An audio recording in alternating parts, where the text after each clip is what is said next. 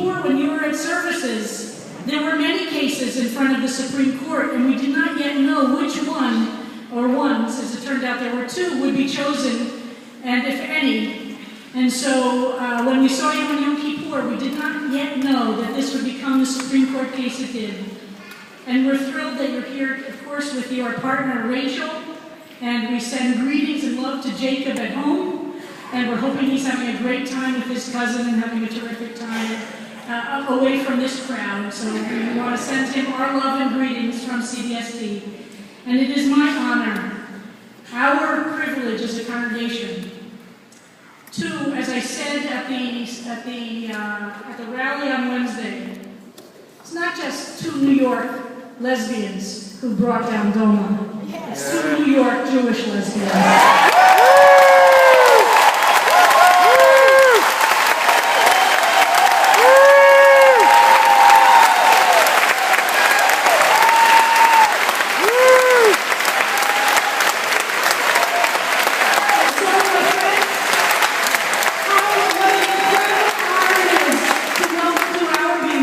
Roberta Kaplan.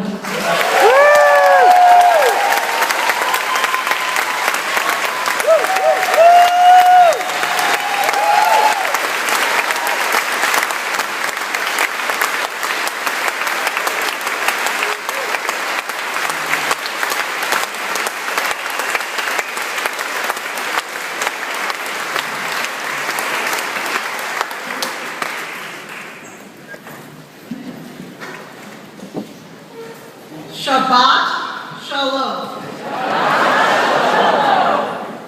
If it's okay with you, I would like to spend some time this evening talking about the fundamental change that I believe led to the Supreme Court's historic landmark ruling 2 days ago in Windsor versus the United States of America. Change at the level of the individual, change within our nation, and change in both secular and Jewish law. Perhaps the dominant view in our popular culture today is that religion or belief in God is inimical to the concept of change. That, after all, is the sense that one gets when one hears the media talk about Christian evangelicals, that they preach a vision of life and law that cannot tolerate any deviation from the explicit biblical text. The same, of course, is true within Judaism. Not only do certain groups of ultra-Orthodox Jews hold a similar theory about Jewish law, or halakha, but some even refuse to tolerate change in even the most mundane circumstances. For example, by refusing to use the internet, or by insisting on wearing a particular type of hat in today's Jerusalem that their ancestors wore in 17th century Ukraine. The very idea that I, as a woman, not to mention a lesbian, am standing on this bima, talking to you tonight, would be utterly inconceivable to them. But what I hope to be able to demonstrate to you tonight is that that is not the only way to be religious or to believe in God.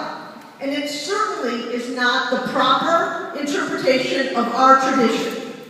Inherent in Jewish belief is the view that people, communities, and even the law must and should change when times and ethical circumstances require it. Indeed, both the Torah and the rabbis taught that such change is a positive halakhic value. Let me start at the level of the individual. That is perhaps the easiest argument to make in the context of Judaism. After all, a few weeks from now, we will be starting the month of Elul, the month leading up to the High Holy Days. During that month, positive change and growth is not only encouraged at the level of the individual, but is a positive commandment. Each morning that month, we blow the shofar, just as we heard at the beginning of our service. Maimonides described this custom of blowing the shofar as a wake-up call to sleepers, designed to rouse us from complacency, to grow and to change. It's like a kind of spiritual alarm clock.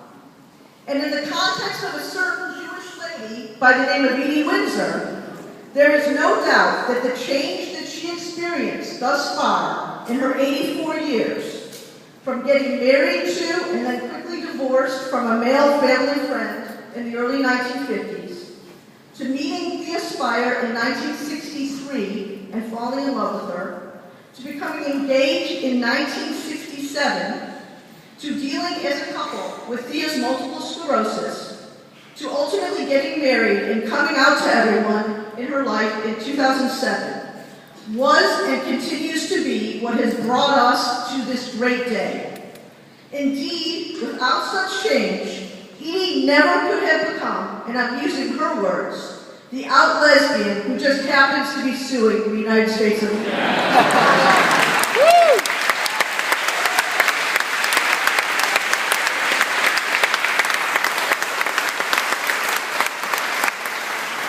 In terms of change at the level of the community, that is also pretty obvious.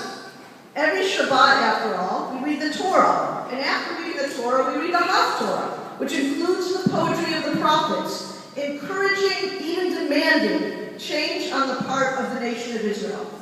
That, after all, is what prophets like Amos or Isaiah were all about.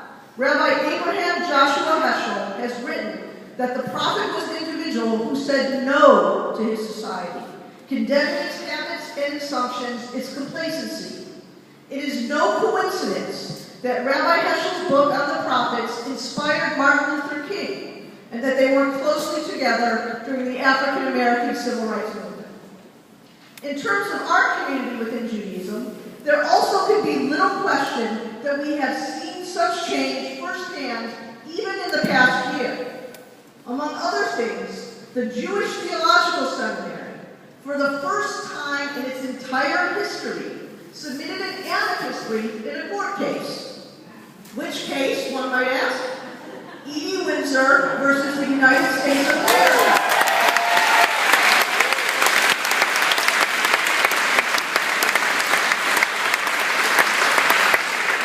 When JTS, along with the entire conservative movement and one Orthodox rabbi, joined an amicus brief urging the Supreme Court to strike down DOMA as unconstitutional. Think about that for a moment. Less than 10 years ago, any gay rabbi ordained at JTS had to be in the closet. Today, JTS signed on to a brief at the United States Supreme Court arguing that the marriages of gay people should be respected under the law. That's an incredible amount of change.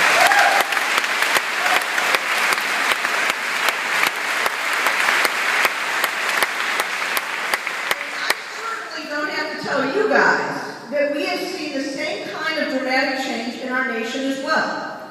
According to a Gallup poll last month, 53% of Americans say that same-sex marriages should be recognized. A more recent poll from ABC had that number at 58%. The current level of support is essentially double the 27% in Gallup's initial poll in 1996 when DOMA was signed into law. And we are now on the verge of electing an open lesbian as the next mayor of the city of New York.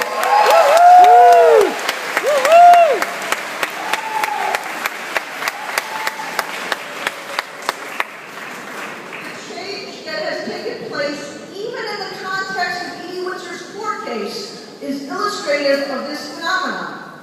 When we filed our case in 2009, New York State did not permit gay couples to marry. That is why Edie and Thea, along with 4 best women and 2 best men, had to go to Toronto to get married. In 2011, New York passed its own marriage statute, making it at the time only the 6th state in the country to grant gay people the freedom to marry.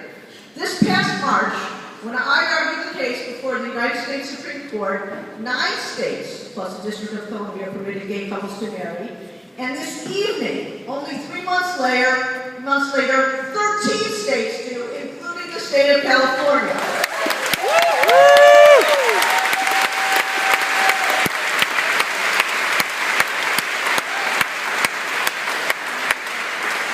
And those numbers will only continue to grow.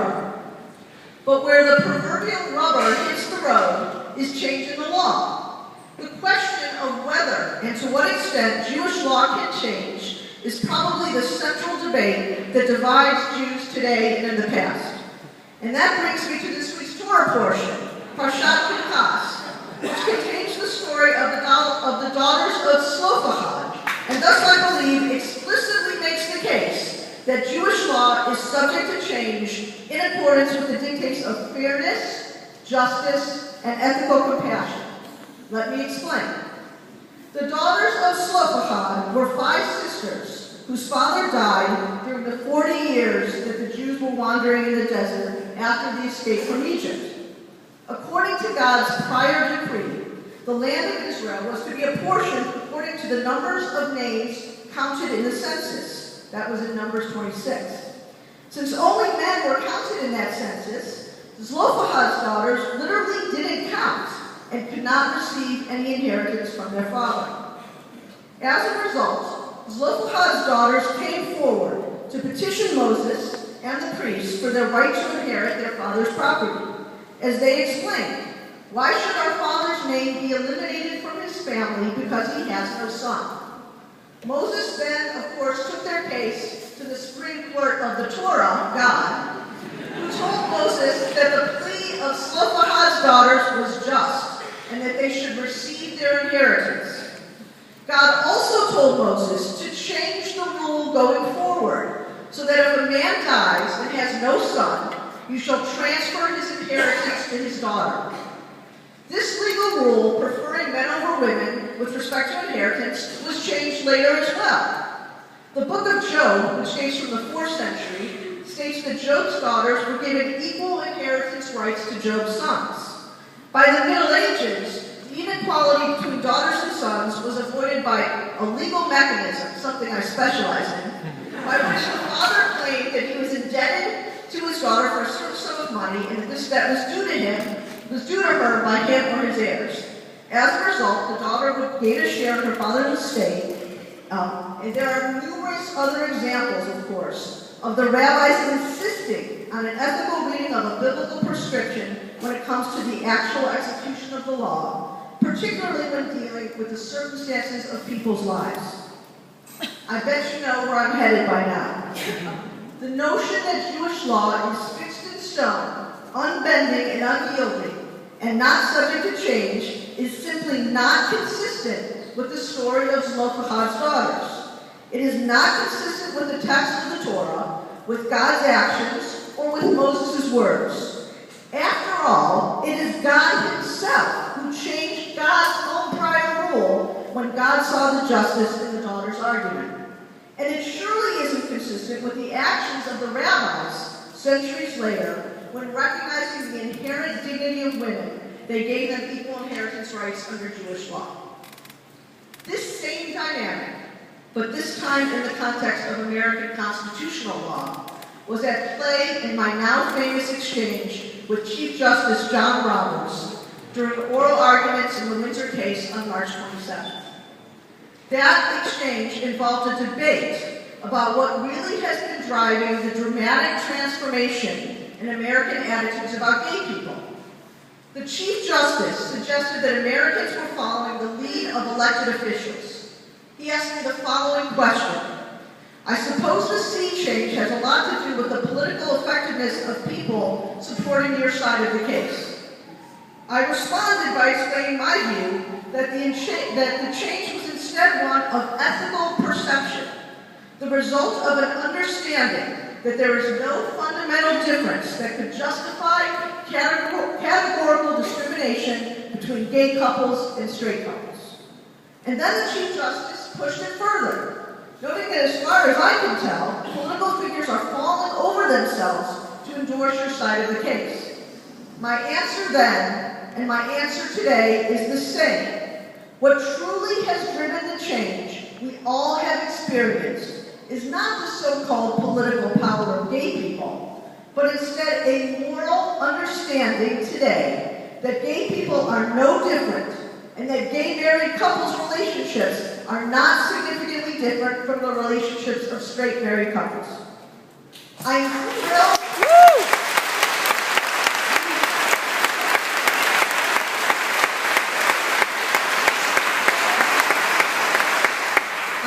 thrilled, honored, and delighted to be able to tell you tonight that the Supreme Court ultimately agreed with me.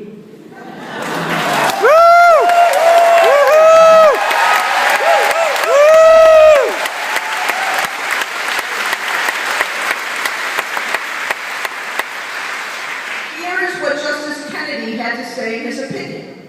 Until recent years, many citizens of this country had not even considered the possibility that two persons of the same sex might aspire to occupy the same status and dignity as that of a man and woman in lawful marriage.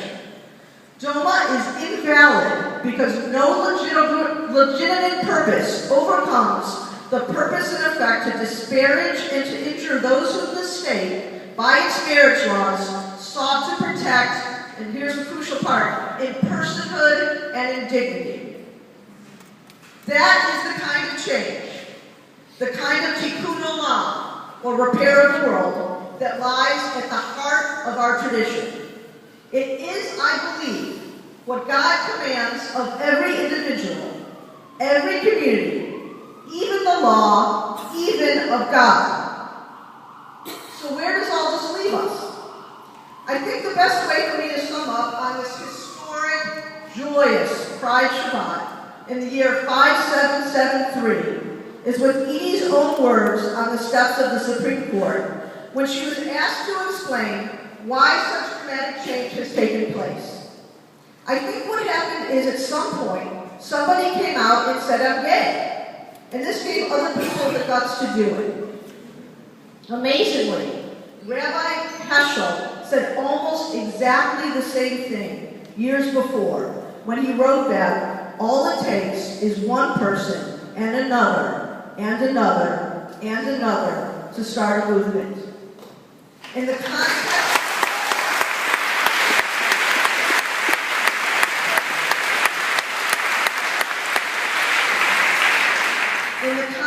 of both our community and our great nation, from Selma to Stonewall, from Rosa Parks to Harvey Milk to Edie Windsor, both Rabbi Heschel and Edie Windsor could not have been more correct.